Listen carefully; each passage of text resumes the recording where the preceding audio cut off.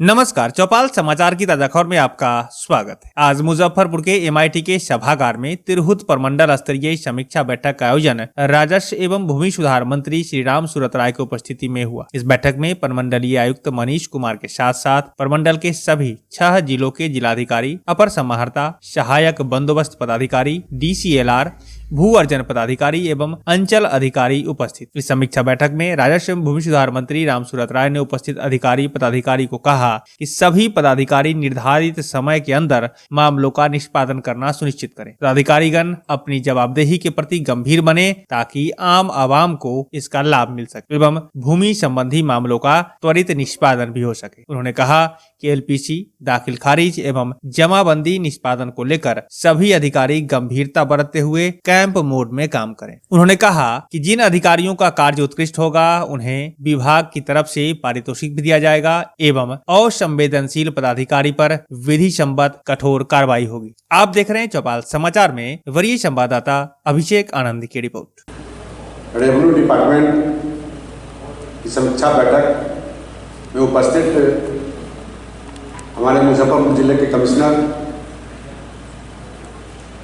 सभी संबंधित जिले के DM, ADM और हमारे मंत्रालय से चलकर आए जय कुमार सिंह जी, पासवान जी, कंचन जी, सभी संबंधित पदाधिकारीगण और यहाँ सभागार में उपस्थित तिरहुत कमिश्नरी के सभी जिले से आए अंचलाधिकारी, संबंधित पदाधिकारीगण, आप सबों को मैं अपनी ओर से और पार्टी की ओर से, सरकार की ओर से नव वर्ष की ढेर सारी शुभकामनाएं देता हूं। आज ये बैठक रखने का उद्देश्य मुजफ्फरपुर कमिश्नरी से शुरू किया गया है, क्योंकि मुजफ्फरपुर कमिश्नरी में हमारा घर है, हमारा क्षेत्र है और मैंने संकल्प लिया कि पहले किसी दूसरे को सुधारने से पहले मैं खुद सुधर जाऊं। किसी दूसरे कमिश्नरी, किसी दूसरे जिला को कहने से पहले मैं अपना जो गृह कमिश्नरी है उसमें अपने परिवार के सदस्यों से बात करूं।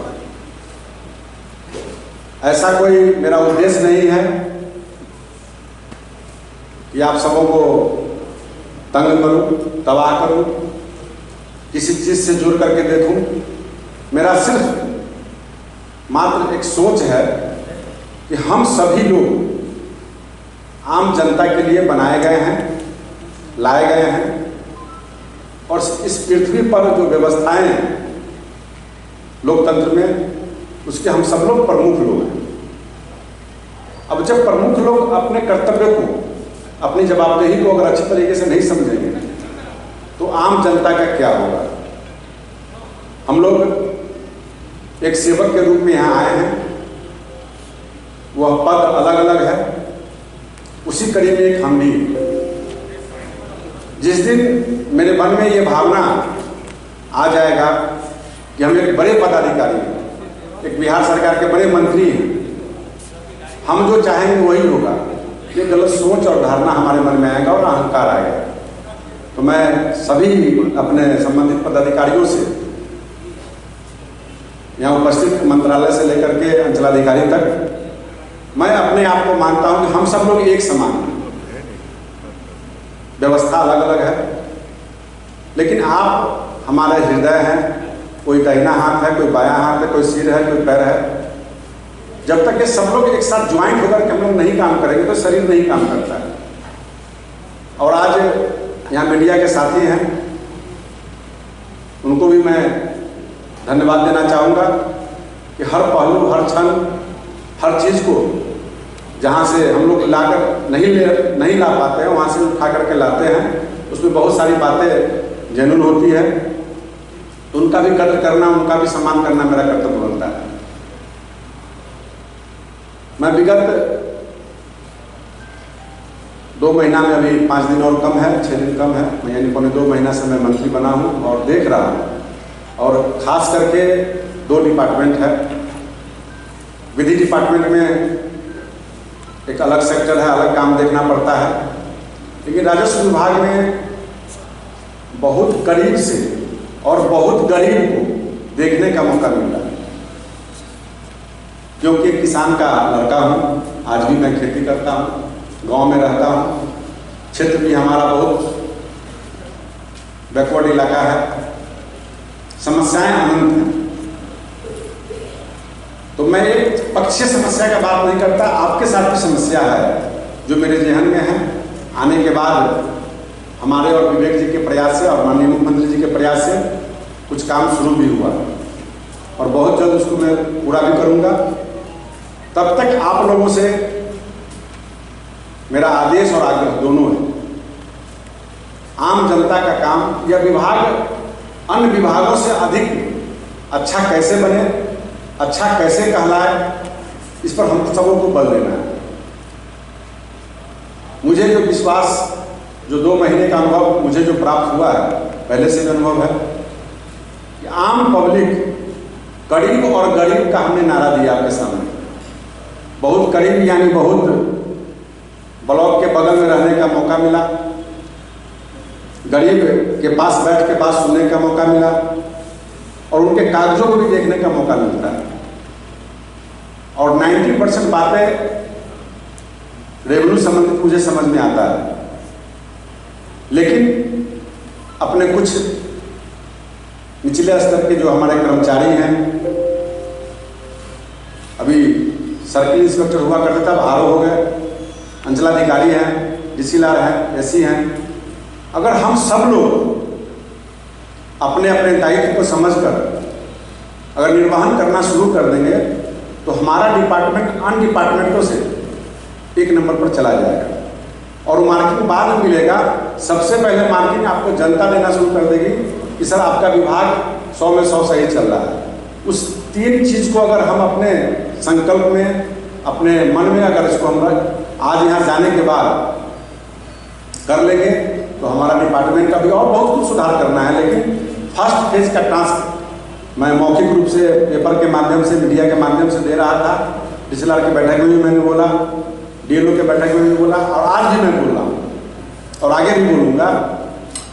जब हमने 1.5 महीना मेहनत किया, कल सीतामढ़ी गए थे। सीतामढ़ी के पहला दौरा मेरा 25 तारीख का था बैरगनिया में। वहाँ जाने के बाद मुझे काफ़ी खुले शब्दों में मैं कहना चाहता हूँ, शर्मिंदा होना पड़ा। वहाँ एक कार्यक्रम था और वहाँ के अंचलाधिकारी के खिलाफ सारे लोग आवेदन, नारेबाजी कर रहे थे। रीगा के सर्किल इंस्पेक्टर के बारे में कर रहे थे और सर्किट हाउस में आने के बाद भी लोगों ने मुझे कहा। और पुनः जब मैं गया, कल वहीं से मैं लौटा हूँ, तो लोगों ने कहा कि आपके बात का लोगों में असर हुआ है, यानी आप कहीं ना कहीं सुधरने के परंपरा की ओर जा रहे हैं, तो इसको और सुधारने की आवश्यकता है। तो मेरा आग्रह है कि सभी संबंधित पदाधिकारीगण, अगर आप निचले स्तर के जो कर्मचारी हैं, और एक भारी विडंबना है कि कर्मचारियों की कमी है, वो भी मैं झेल रहा हूँ। अंचल अमीन का कमी है, आरओ का कमी है, तो आरओ भी बहुत जल्द आने की संभावना है। अंचल अमीन का बहाली का प्रक्रिया शुरू हो गया है, कर्मचारी का भी शायद शुरू हो गया होगा मेरे ख्याल से। तो आने के बाद कुछ सहूलियत आप लोगों को मिलेगा। आरओ से जुड़ा हुआ मामला कि आपके पास गाड़ी नहीं है, उसका भी हमने आदेश कराया। अंचलाधिकारी को हर काम में लगाया जाता है। माननीय मुख्यमंत्री से बात करके मैंने कहीं से लेटर भी आ गया होगा आप लोग के पास, उनको भार कम किया जा रहा है। भार कम करने का मतलब आराम करने के लिए नहीं किया जा रहा है, काम करने के लिए किया जा रहा है। और जब तक अंचल में आप नहीं बैठेंगे, और आपके साथ मजबूरी क्या है कि आप फाइल इतना डरे हुए, सहमे हुए हैं कि अंचल में नहीं बैठ पाते हैं और फाइल को घर पे बुला के काम करवाते हैं। इससे पारदर्शिता समाप्त होता है। निश्चित रूप से आगे और सारी बातें हैं, तो मैं कहना चाहूँगा सरल तरीके से, सहज तरीके से 3 चीज प्राथमिकता के आधार पर आप लोग कर देते हैं, तो आपके राज्य का, आपके विभाग का, आपके पदाधिकारियों का, आपके मंत्री का, सबका नाम रोशन होगा। वह 3 काम है, एलपीसी, दाखिल खारिज और जमाबंदी। और जमाबंदी को तो निश्चित रूप से अवश्य करना शुरू कीजिए, कैंप लगा के हो। LPC ऑफलाइन भी आदेश आ गया है और ऑनलाइन रसीद। अभी एक कर्मचारी का ऑडियो वायरल हो रहा है, मेरे ही औराई का, उसका सहाय नाम है, सरचिया में कई पंचायत का चार्ज भी है और खुले तौर पे सरकार को चैलेंज कर रहा है। ये सब सरकार वगैरह में नहीं चलने वाला है, इसका कोई ऑनलाइन का वैल्यू नहीं है। तुमको हमारे पास आना पड़ेगा और जो व्यवस्था है देना पड़ेगा। वो ऑडियो है, मैं दूंगा अभी। तो मैं आप सभी से मेरा आग्रह है कि यहाँ से जाने के बाद विभागीय समीक्षा होगी, जहाँ जहाँ जो कमी होगा वो लोग आपको जवाब देंगे। संबंधित पदाधिकारी पर जो भी होगा अपने सिस्टम के तहत जो व्यवस्था होना चाहिए वो होगा। और मैं आग्रह करना चाहता हूँ, बार बार मैं आग्रह की बात बोलता हूँ, ऐसा मंत्री कभी नहीं बोलता है, क्योंकि मुझे आपसे काम करवाना है। मुझे विवाद के घेरे में ना आपको रखना ना मुझको रहना है। मैं जनता के लिए आया हूँ और जनता आप भी। आप इस रेवेन्यू डिपार्टमेंट में आ गए तो यहाँ के अधिकारी हैं। मैं तो ऐसा भी देखा हूँ कि दूसरे विभाग के लोग आपके यहाँ गुहार लगाते हैं जेन्युइन काम के लिए, और विभाग के आदमी का बात विभाग का आदमी नहीं सुनता।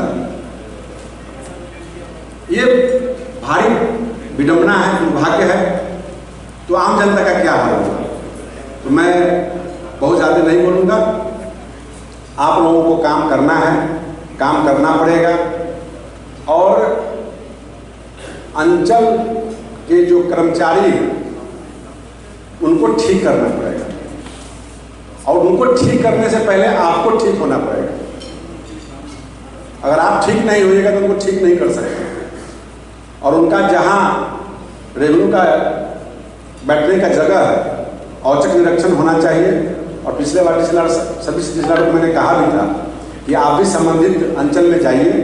जब आपका मूवमेंट शुरू होगा तो निश्चित रूप से काम शुरू होगा। तो हमने 55 दिनों में जो मेहनत किया है, कल कम से कम 1 दर्जन से ऊपर लोगों ने कहा कि सीतामढ़ी में आपका बात का असर हुआ है, काम शुरू हुआ है, लोग सुन रहे हैं। यानी एक मंत्री के प्रयास से अगर ये बातें आना शुरू हो गया है तो हम सभी लोग अगर लग जाएंगे तो आम जनता का यह मैसेज आएगा और आपका काम फास्ट होगा। बाकी मैं आप सबों को पुनः शुभकामना देता हूँ कि नए वर्ष में आप आगे बढ़ें, अच्छे से काम करें। और निश्चित रूप से मैं अपने पटना के मीटिंग में भी कहा था कि ऐसा कोई शायद लोग नहीं किया हुआ जो मेरे मन में भावना है, वो भावना नाम कमाने का नहीं है, एक आपसे संवाद करने का और आपके विचारधारा को बदलने का है कि जो अच्छे हमारे कर्मचारी होंगे, जो अच्छे हमारे आरओ अफसर होंगे, अच्छे अंचलाधिकारी होंगे, तहसीलदार होंगे, एसी होंगे, उनको मैं पारितोषिक प्रतिवर्ष डिवाइड करके 1,11,000 रुपया मैं उनको दूंगा। पटने में बुलाकर उनको मैं सम्मान करूंगा। और ये आप सब लोग उस देवता के सेवक हैं जिससे आपका परिवार और जीवन चलता है। वो कौन है? किसान देवता, अन्न देवता, जिसको आपको एक संबंधित विभाग आपको मिला हुआ है।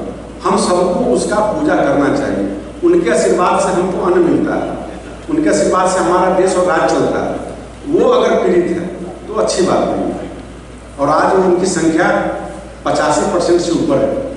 हम लोग 10-12% शहर में रहते हैं, नौकरी चाकरी करते हैं, नेता मंत्री विधायक बनते हैं, लेकिन आम एक मास लेवल का लोग गांव में बैठा है और उसको कोई समस्या नहीं है। उसका खेती संबंधित समस्या है, चाहे कृषि का मामला हो, चाहे मूल जमीन का मामला आपसे जुड़ा हुआ हो। इतना कल्याण आप जरूर कर दीजिए तो आपका कल्याण होगा, आपके बाल बच्चे आगे बढ़ेंगे, वो परिवार आपको आशीर्वाद देगा, आपका भविष्य उज्जवल होगा। बहुत बहुत धन्यवाद, नमस्कार।